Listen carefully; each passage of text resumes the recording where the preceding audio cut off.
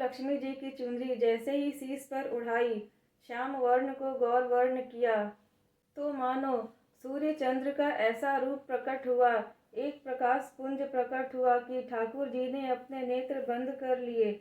थोड़ी देर बाद नेत्र को बंद करने के बाद वही धीरे से खोला और उस प्रतिबिंब की ओर देखा तो किशोरी जी का दिव्य स्वरूप वहां प्रकट हो गया। ठाकुर जी ने दंडवत किया, हे श्याम सुंदर, आपने ही मेरा निर्माण किया, आपने ही मुझे प्रकट किया, क्या भाव है? ठाकुर जी ने कहा, भाव कोई नहीं है, केवल मोहिनी रूप से 33 कोटि देवता मोहित हुए, बस मैं ही मोहित नहीं हुआ। तब से मैं तड़प रहा था कि मुझे भी कोई मोहित करे, उस मोहिनी को भी कोई मोहित करे। धर्म की स्थापना हुई, ज्ञान की स्थापना हुई, भक्ति की स्थापना हुई, वैराग्य की स्थापना हुई, लेकिन अंतोगतवा संसार का सार जो प्रेम है उसकी स्थापना नहीं हुई। उसके लिए आपका अवतार लेना बहुत जरूरी है। आप मेरी आत्मा है। पूरा विश्व और पूरे विश्व की दिव्य चेतना किसकी प्राप्ति के लिए दौड़ रही है? तो सूर्य के ही अवतार वृषभानु जी के घर किशोरी जी का अवतरण हुआ। अब किशोरी जी ठाकुर जी की बात मानकर वृषभानु और कीर्ति के घर अवतरित हुई। किशोरी जी का जब अवतरण हुआ सुबह के 4:40 पे ब्रह्म मुहूर्त पे हुआ। 4:40 के बाद सूर्य उदय होना प्रारंभ होते हैं और सारे मंगल कार्य ब्रह्म मुहूर्त में ही शुरू होते हैं। तो किशोरी जी का जन्म हुआ। पूरे बरसाने में आनंद उत्सव मनाया गया। सब नाच रहे हैं, गा रहे हैं, नंद बाबा आए, यशोदा मैया आई, वृषभानु और कीर्ति मैया को बधाई दी। लेकिन किशोरी जी के प्रादुर्भाव में एक कमी हो गई। दिन बीत गए 8, लेकिन किशोरी जी ने अभी तक आंखें नहीं खोली। इस बात से चिंतित हो जाते हैं उनके माता पिता। बहुत चिंतित, व्यथित और दुखी है कि हमारी लाली पता नहीं क्यों अपने नेत्र नहीं खोल रही। कभी कोई संत, कोई वैष्णव, कोई ब्राह्मण आ जाए तो उनसे निवेदन करते, पता नहीं क्यों हमारी लाली नेत्र नहीं खोल रही। क्यों? तब देवताओं ने नारद जी को भेजा कि आप जाओ और वृषभानु जी के मन में कोई भाव को कि आप जाओ और वृषभानु जी के मन के इस भाव को पूरा करो। किशोरी जी के सुंदर नेत्रों का दर्शन उनको कराओ। तब से नारद जी का आगमन हुआ। नारद जी जैसे आए तो वृषभानु जी ने नारद जी को देखते हुए सबसे पहले अपने पुत्र को बिठा दिया कि श्रीदामा से मिलो, हमारे लाला हैं। अब नारद जी विचार कर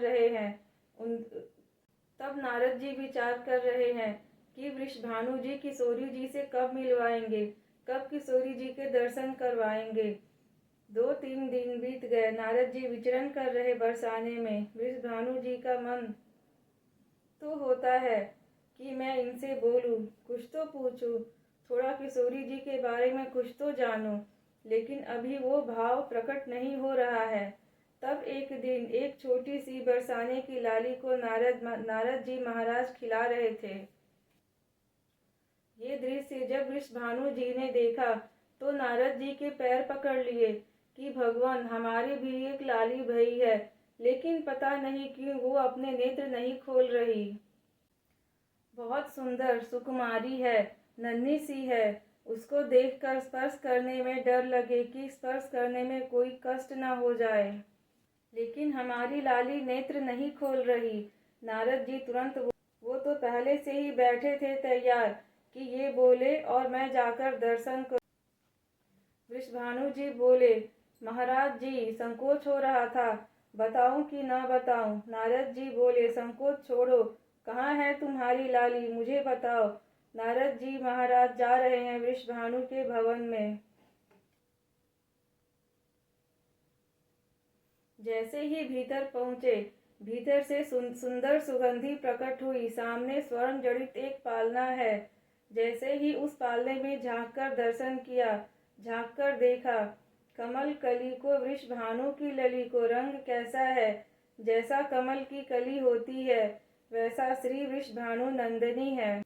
नारद जी ने जैसे ही उनके दर्शन किए आनंदित होने लगे, प्रणाम करने लगे। वृषभानु जी बोले, हमारी लाली नेत्र नहीं खोल रही, आप कृपा करो नारद जी। नारद जी बोले, एक मंत्र पढ़ना पड़ेगा, कुछ करना पड़ेगा, तंत्र मंत्र करना पड़ेगा, आपकी लाली नेत्र खोलेगी। वृषभानु जी बोले, देख लो, संभल कर करियो, हमारी लाली बहुत कोमल है। नारद जी बोले, स्पर्श नहीं करेंगे, दूर बैठकर करेंगे। वृषभानु जी बोले, करो नारद जी, आपको पहले बाहर जाना पड़ेगा, एकांत में करेंगे। वृषभानु कीर्ति बोले, लाली को अकेले नहीं छोड़ेंगे। नारद जी बोले, बाबा विश्वास करो हम पर। वृषभानु और कीर्ति जैसे ही बाहर पधारे, नारद जी ने गेट बंद कर दिया। नारद जी ने गेट बंद किए, तुरंत चरणों में बैठ गए किशोरी जी के और प्रणाम किया। सीधे सम्मुख बैठकर और कहा, हे कृष्ण मनोहारिणी, हे वृंदावन प्रिया। जैसे ही नारद जी के मुख से ये शब्द प्रकट हुआ कि हे कृष्ण मनोहारिणी, हे वृंदावन प्रिया, जैसे ही नन्ही सी किशोरी जी के कान में कृष्ण शब्द गयो, कृष्ण शब्द जाते ही नन्ही सी किशोरी जी के नेत्र अपने आप खुलने लगे। नारद जी बार बार गाते, जय कृष्ण मनोहारिणी, जय वृंदावन प्रिया। इसको सुन करके किशोरी जी अपने पालने में से झांककर नारद जी को देख रही है और नारद जी ने जैसे ही किशोरी जी के रूप को देखा, सुंदर मृगनयनी किशोरी जी नारद जी को देख रही हैं, दर्शन दे रही हैं। मुख में दांत नहीं है, बिना दांत के किशोरी जी के मुखमंडल की प्रसन्नता देखकर नारद जी आनंद विभोर हो गए। नारद जी बोले, आपको यह कीर्तन बहुत प्रिय लगे। वृषभानु कीर्ति बाहर खड़े बोल रहे हैं, भीतर तो कीर्तन चल रहा है, करताल की आवाज आ रही है, वीणा बज रही है। तभी कान लगाकर सुने तो आवाज आ रही है, जय कृष्ण मनोहारिणी, जय वृंदावन प्रिया, प्रियो मंगल ललिता मनोहारिणी। वृषभानु जी ने ये स्वर सुन लिया और खिड़की में झांक कर देखा। अद्भुत दृश्य। नन्ही सी किशोरी जी 8 या 10 दिन की होंगी, अपने पालने में तोड़कर स्वयं को झुला रही हैं, करताल बजा रही हैं। चारों तरफ नारद जी बीना बजाकर किशोरी जी को मुखोल्लास कर रहे हैं। ये दृश्य देखकर वृषभानु जी को मूर्छा आ गई कि वास्तव में मैं 8 दिन की बालिका को देख रहा हूँ। उन्होंने कीर्ति मैया को कुछ नहीं बताया। नारद जी ने प्रणाम किया, तब किशोरी जी की सहचर्या प्रकट हुई कि हे नारद, तुमने हमारी किशोरी जी को बहुत सुख प्रदान कियो। जब कभी आपको ऐसा दर्शन करना हो तो ऐसा कुछ स्थान बताया। वर्धन, श्री यमुना पिल्लिम, ब्रजकुंज, इन 3 स्थानों पर आप जब भी कभी हमारी किशोरी जी का स्मरण करके यही कीर्तन का गान करोगे, किशोरी जी का यही स्वरूप आपको दिखेगा। ये हमारा वरदान है आपको, क्योंकि लाल जी 10 बार विचार करेंगे दर्शन देने में, लेकिन किशोरी जी विचार नहीं करेंगी दर्शन देने में। नारद जी के नेत्र सजल हो गए, नेत्रों में आंसू भर गए। किशोरी जी के चरणों में बार बार प्रणाम किया और वहां से प्रस्थान किया। किशोरी जी फिर से नेत्र बंद करके अपने पालने में सो गई। कीर्ति बोली, बाबा आए, टोना टोटका किया, पर हमारी लाली के नेत्र तो खुले नहीं, रो रही हैं। इतने में वृषभानु जी आए और किशोरी जी को गोद में लेकर जैसे ही उन्होंने कहा, हे कृष्ण मनोहारिणी, जैसे ही बोले हे कृष्ण मनोहारिणी, किशोरी जी के नेत्र थोड़े से खुल गए, करताल बजाने लगी, कीर्तन में आनंद विभोर हो गई।